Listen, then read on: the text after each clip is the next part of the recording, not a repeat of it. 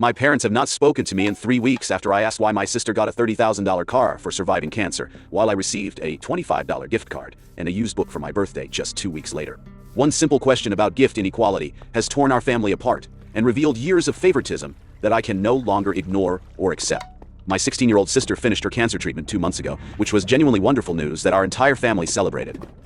But when my parents surprised her with a brand new car to commemorate her recovery, I realized that their definition of family support was more complicated than I had understood. The car was not a modest used vehicle to help with transportation needs. It was a fully loaded new model with all the premium features and warranty coverage.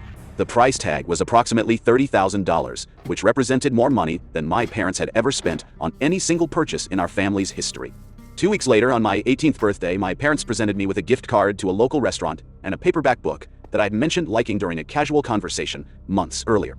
The total value of my birthday gifts was approximately $30, which created a stark contrast to the elaborate celebration and expensive present my sister had received. When I asked my parents about this disparity, they immediately became defensive and accused me of being jealous of my sister's cancer recovery. They said that comparing my birthday gifts to her car was inappropriate and insensitive, given everything she had endured during her illness and treatment. They told me that my sister deserved special recognition for her courage and strength during a traumatic period, while my birthday was just another ordinary milestone that did not warrant extraordinary celebration or expense. But their response revealed that they had completely missed the point of my concern.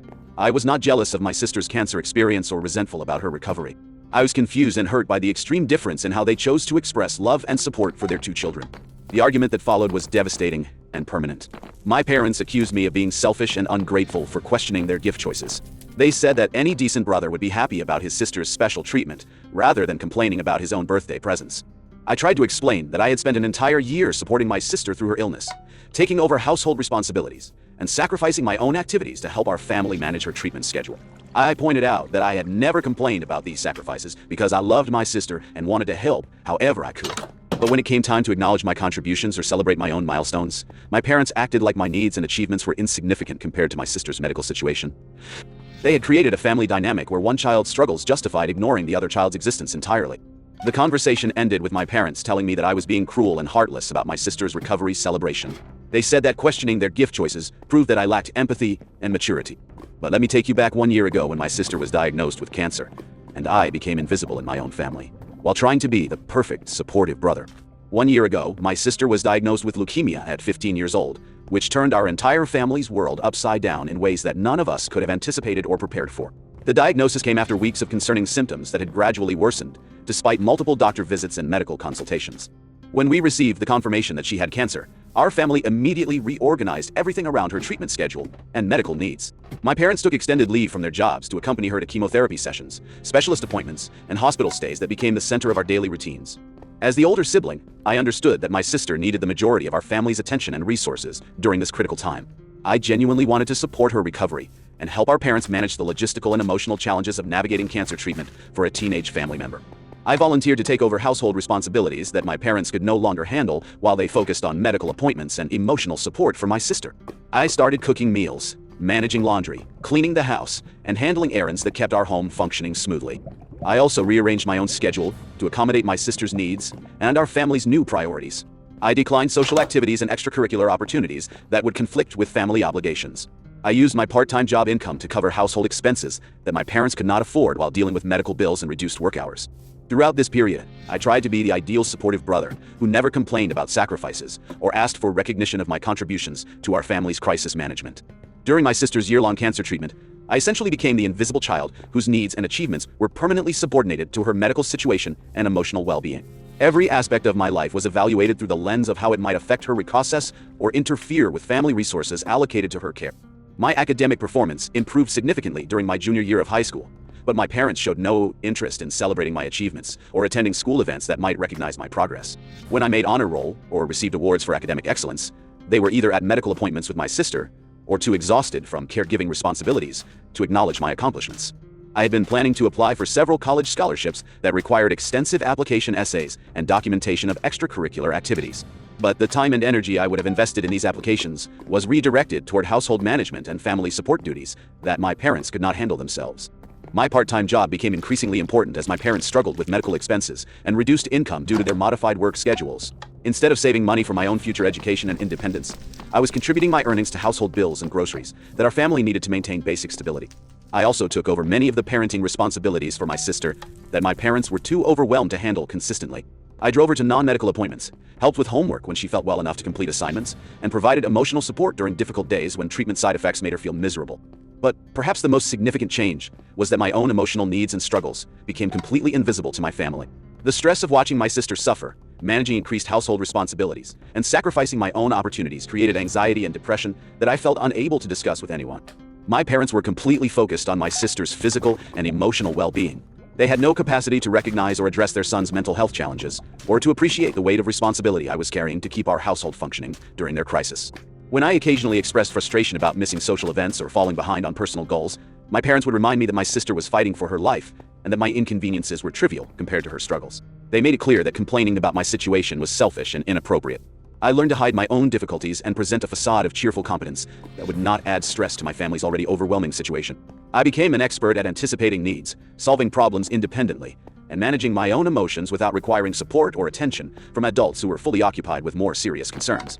The message I absorbed during this period was that being a good family member meant sacrificing my own needs without acknowledgement or appreciation.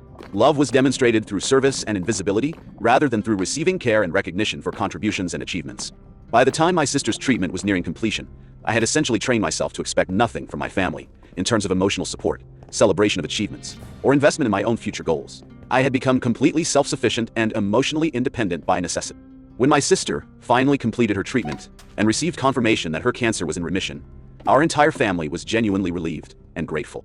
The year of fear, uncertainty, and exhaustion was finally ending, and we could begin planning for a more normal future without medical crises dominating our daily routines. I assumed that my sister's recovery would allow my parents to gradually shift some attention back to my own needs and goals. I thought that they would begin acknowledging my contributions to our family's survival during the crisis and would help me catch up on the opportunities I had sacrificed to support everyone through the difficult period. I was particularly hopeful that my upcoming 18th birthday would be celebrated with some recognition of my transition to adulthood and the maturity I had demonstrated throughout my sister's illness. I thought that my parents might acknowledge how much I had grown and contributed during our family's most challenging year. I was not expecting expensive gifts or elaborate celebrations. I simply wanted some indication that my parents recognized my sacrifices and valued my contributions to our family's well-being. I hoped for acknowledgement that I had needs and achievements worthy of attention and celebration. Instead, what happened was that my parents became so accustomed to my invisibility and self-sufficiency that they forgot I existed as someone who deserved care and recognition. They had adapted to treating me as a household resource rather than a beloved child whose milestones and achievements mattered to them. When they planned my sister's recovery celebration, they put enormous thought and financial investment into making her feel special and loved. They wanted to demonstrate that her courage and strength during treatment had been noticed and appreciated. They chose an expensive gift that would provide lasting reminder of their pride in her resilience. But when it came time to plan my birthday celebration, they seemed to view it as a routine obligation, rather than an opportunity to show love and appreciation for their son. They selected casual gifts that required minimal thought or financial investment, treating my milestone birthday as unremarkable compared to my sister's medical achievements. The contrast between these two celebrations revealed that my parents had developed a permanent hierarchy, where my sister's needs and achievements would always be prioritized over mine, regardless of circumstances or my own contributions to our family's well-being. The moment that destroyed our family forever happened during what should have been a joyful celebration of my 18th birthday. Just 2 weeks after my sister had received her spectacular new car to commemorate her cancer recovery. I had been watching my parents plan elaborate surprises and invest significant money in making her feel special. So I was curious about how they would choose to mark my transition to adulthood. My sister's recovery celebration had been planned for weeks in advance. My parents had researched different car models, visited multiple dealerships, and ultimately selected a fully loaded vehicle with premium features that would serve her transportation needs for many years. The presentation was elaborate, with the car decorated with ribbons and positioned prominently in our driveway for maximum visual impact. The emotional significance of the gift was emphasized repeatedly during the celebration. My parents explained that the car represented their pride in her courage and resilience during treatment. They said that her strength and positive attitude had inspired the entire family and deserved recognition through something special that would remind her daily of their love and admiration. Extended family members were invited to witness the car presentation and share in celebrating my sister's recovery milestone. Everyone took photographs and made speeches about her bravery and the family's gratitude for her successful treatment outcomes. The event felt like a combination of birthday party, graduation ceremony, and victory celebration. I participated enthusiastically in this celebration because I genuinely loved my sister and was thrilled about her recovery. I took pictures, helped coordinate logistics, and contributed to making the day feel special and memorable for everyone involved. I felt proud of our family's ability to come together and create such a meaningful recognition of her achievements. But privately, I was also curious about how my parents would choose to celebrate my upcoming 18th birthday. This milestone represented not just another year of life, but my legal transition to adulthood and independence. It seemed like an occasion that would warrant some special recognition or acknowledgement of my growth and maturity. I was particularly hopeful because I had demonstrated significant responsibility and maturity throughout my sister's illness. I had taken over household management duties, contributed financially to our family's stability, and provided emotional support that helped everyone navigate the challenging treatment period. I thought that my parents might use my 18th birthday as an opportunity to acknowledge these contributions and to celebrate the young man I had become during our family's crisis. I imagined that they might give me something meaningful that recognized my transition to adulthood or my role in supporting our family through difficult circumstances. I was not expecting a $30,000 car or anything approaching that level of expense, but I hoped for something thoughtful that demonstrated their awareness of my growth and their appreciation for my sacrifices during the previous year. When my birthday morning arrived, my parents seemed less excited and prepared than they had been for my sister's celebration just 2 weeks earlier. There were no elaborate decorations or carefully planned presentations. Instead, they handed me 2 modest gifts during a casual breakfast conversation. The first gift was a $25 gift card to a local restaurant that I had mentioned liking during a conversation several months earlier. The second was a paperback book that I had expressed interest in reading, but had not prioritized purchasing for myself. Both gifts were thoughtful in the sense that they reflected things I had mentioned wanting, but they were also clearly selected with minimal time investment and financial commitment. The total value was approximately $30, which created a stark and obvious contrast to the $30,000 car my sister had received 2 weeks earlier. My immediate reaction was confusion rather than anger or disappointment. I thanked my parents for the gifts and tried to express genuine appreciation for their thoughtfulness. But I could not stop thinking about the enormous disparity between how they had chosen to celebrate my sister's milestone versus my own. I understood that cancer recovery was more significant than a routine birthday. I recognized that my sister had endured genuine trauma and hardship that deserved special recognition. But I also felt like my 18th birthday was more than a routine milestone, and that my contributions to our family during the crisis period warranted some acknowledgement. After breakfast, when my parents asked whether anything was wrong because I seemed less enthusiastic than expected, I decided to ask directly about the difference in gift value between my sister's car and my birthday presents. I tried to phrase my question carefully to avoid sounding jealous or resentful about my sister's recovery celebration. I said that I appreciated my gifts but wondered whether they had considered helping me with the remaining costs of purchasing a used car, since they had been able to afford a new car for my sister. I explained that I had been saving money from my part-time job to buy a reliable vehicle for transportation to work and college. I mentioned that I needed approximately $800 more to complete the purchase, and had hoped that my 18th birthday might be an occasion where they could help me reach this goal. My parents' reaction was immediate and explosive. They accused me of being jealous of my sister's cancer recovery and insensitive about everything she had endured during her treatment. They said that comparing my birthday gifts to her car was inappropriate and cruel given the trauma she had experienced. My mother became emotional and said that she could not believe I was trying to make my sister's recovery celebration about myself. She pointed out that my sister had nearly died and deserved every bit of special treatment and recognition she had received. My father added that I should be ashamed of myself for questioning their gift choices when my sister had just finished fighting for her life. He said that any decent brother would be celebrating his sister's survival rather than complaining about birthday present equality. But their response completely missed the point I was trying to make. I was not jealous of my sister's cancer experience or resentful about her recovery. I was hurt and confused by the message their gift choices sent about my value and importance within our family structure. I tried to explain that I had spent the entire previous year supporting my sister through her illness without complaining or asking for recognition. I pointed out that I had taken over household responsibilities, contributed my earnings to family expenses, and sacrificed my own opportunities to help everyone manage the crisis. I said that I loved my sister and was thrilled about her recovery, but that I also hoped my own transition to adulthood and my contributions to our family's well-being would be acknowledged and celebrated in some meaningful way. I pointed out that the financial disparity between our gifts suggested that my achievements and milestones were significantly less important to them than my sister's medical situation. I said that this created a permanent hierarchy where my needs would always be subordinated to hers, regardless of circumstances. But my parents were not willing to consider my perspective or acknowledge any validity in my concerns. They continued to frame my questions as evidence of jealousy and insensitivity, rather than legitimate requests for equal treatment and recognition. My mother said that I was being selfish and ungrateful for everything they had provided throughout my life. She accused me of trying to compete with my sister's medical trauma for attention and resources. My father said that my attitude proved I lacked empathy and maturity. He suggested that questioning their gift choices during my sister's recovery period demonstrated fundamental character problems that disappointed him. They both insisted that my sister's situation was completely different from my birthday because she had earned special recognition through her courage and strength during cancer treatment. They said that routine birthdays did not warrant the same level of celebration or financial investment. But this explanation revealed that they viewed my 18th birthday as routine, rather than as a significant milestone, worthy of special recognition. They had forgotten that I had also demonstrated courage and strength during the previous year by managing adult responsibilities and supporting our family through crisis. The argument escalated when I pointed out that I had been working and contributing financially to our household, while they claimed they could not afford to help me with a car purchase. I said that discovering they could afford a $30,000 vehicle for my sister made their previous statements about financial limitations seem dishonest. I suggested that they had chosen to prioritize my sister's wants over my needs, and had used financial constraints as an excuse to avoid investing in my goals and independence. My parents became even more defensive and angry about having their financial decisions questioned and analyzed. They said that how they chose to spend their money was not subject to approval or criticism from their children.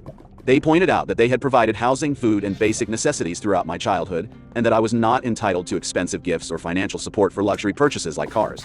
But I was not asking for luxury treatment. I was asking for equitable treatment that recognized my contributions and achievements. I wanted some indication that my transition to adulthood mattered to them, and that my role in supporting our family during crisis had been noticed and appreciated. The conversation ended with my parents telling me that I was being cruel and heartless about my sister's recovery celebration. They said that questioning their gift choices proved that I was jealous of her medical attention and resentful about her survival. They told me that if I could not be happy for my sister and grateful for my own gifts, then I clearly did not understand what family love and loyalty meant. They suggested that my attitude was damaging family harmony during what should be a celebratory time. The 3 weeks since that devastating birthday argument have been characterized by complete silence from my parents and a fundamental shift in how I understand my role within our family structure. They have not called, texted, or made any effort to repair the relationship or address the concerns I raised about gift inequality and recognition. My sister has tried to serve as a mediator between us, but her efforts have been limited by her own conflicted feelings about the situation. She told me that she feels guilty about receiving such an expensive gift when my birthday presents were so modest, but she also believes that my timing was inappropriate and insensitive. She suggested that I should have waited longer after her recovery celebration to raise questions about gift disparity, allowing more time for the family to return to normal routines before addressing equality concerns. She thinks that my immediate comparison between our gifts made it seem like I was jealous of her cancer recovery, rather than genuinely concerned about fair treatment.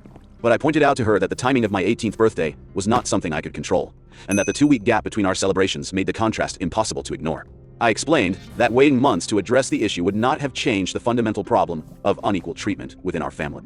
I also told her that I was not jealous of her medical experience or resentful about her recovery, but that I was hurt by the message our parents' gift choices sent about my value and importance as their son. I said that the financial disparity suggested that my achievements and milestones were significantly less worthy of recognition than her medical situation. My sister understood my perspective but remained conflicted about how to navigate the family tension without appearing to take sides against our parents or minimize the significance of her own recovery celebration. She wanted to support me while also maintaining her relationship with parents who had invested so much energy in her care and celebration. Ended family members who learned about our conflict have generally sided with my parents, expressing the view that questioning gift choices during a cancer recovery period demonstrates selfishness and lack of gratitude. They believe that my sister's medical trauma justified special treatment that should not be compared to routine birthday celebrations. But these family members were not present during the year when I sacrificed my own opportunities and goals to support our household through the crisis. They did not witness my contributions to our family's stability or my maturity in handling adult responsibilities without recognition or appreciation. They see only the surface comparison between a cancer recovery and a birthday, without understanding the deeper issues of family dynamics and equal treatment that my questions were meant to address. Their response reinforces the pattern where my perspective and experiences are dismissed in favor of protecting others from uncomfortable truths. I have been reflecting on whether my approach to raising these concerns was appropriate and effective, or whether I could have communicated my feelings in ways that would have been better received by my parents. I wonder if there was a method of addressing gift inequality that would not have been interpreted as jealousy or insensitivity. But I have concluded that my parents' reaction revealed fundamental problems with our family dynamics that would have emerged regardless of how diplomatically I phrased my concerns. Their immediate defensiveness and refusal to consider my perspective suggested that they were not open to feedback about their treatment of their children. The real issue was not the timing or phrasing of my questions, but rather my parents' commitment to maintaining a family hierarchy where one child's needs would always be prioritized over the other's achievements and milestones. They had become so invested in this dynamic that they could not acknowledge its unfairness, even when confronted directly. I have also been considering whether the financial disparity between our gifts was really the core problem, or whether it was simply the most visible symptom of deeper issues around recognition and equal treatment within our family structure. Looking back, I can see that the pattern of my invisibility and my sister's prioritization began long before her cancer diagnosis and continued after her recovery. The medical crisis had intensified these dynamics, but had not created them originally. Throughout my childhood, my achievements had been minimized, while my sister's accomplishments received elaborate celebration. My needs had been treated as secondary, while her wants were immediately addressed. My emotional struggles had been ignored, while her feelings were carefully monitored and supported. The cancer year had provided justification for this unequal treatment, but it had also revealed my parents' natural inclinations toward favoritism that would likely persist regardless of medical circumstances. My sister would always be their priority, and I would always be expected to understand and accept my secondary status. This realization has been both painful and liberating. It has forced me to accept that my family relationships are fundamentally different from what I had hoped or imagined. But it has also freed me from continuing to seek recognition and appreciation that will never be genuinely offered. I have started planning for my independence, with the understanding that I cannot rely on my parents for emotional or financial support in the same way that my sister can. I will need to be completely self-sufficient and create my own support systems outside of our family structure. I have also begun to understand that my contributions during my sister's illness were valuable and meaningful, regardless of whether my parents acknowledged them. I developed maturity, work ethic, and resilience that will serve me well throughout my adult life, even if these qualities were not celebrated or recognized within my family. The most important lesson from this experience has been learning to value my own achievements and contributions without requiring external validation from people who are not capable of providing it fairly. I cannot control how my parents choose to distribute their attention and resources, but I can control my own self-worth and future goals. I am planning to attend college using financial aid and scholarships that I will secure independently, without expecting assistance from parents who have demonstrated that their financial resources are not equally available to both children. I will build a career and adult life that reflects my own values rather than seeking approval from family members who have consistently undervalued my contributions. My relationship with my sister will probably survive this conflict because she was not responsible for our parents' gift choices or family dynamics. But my relationship with my parents has been fundamentally damaged by their refusal to acknowledge legitimate concerns about equal treatment and recognition. I hope that someday they will understand that asking for fair treatment was not the same as being jealous of medical trauma, and that questioning gift disparity was not evidence of selfishness or ingratitude. But I am not waiting for their understanding or approval to move forward with my own life and goals. Have you ever experienced significant favoritism within your family? How do you handle situations where parents treat siblings unequally? What advice would you give to young adults who feel invisible or undervalued within their family structures? Share your experiences with family dynamics and sibling relationships in the comments below.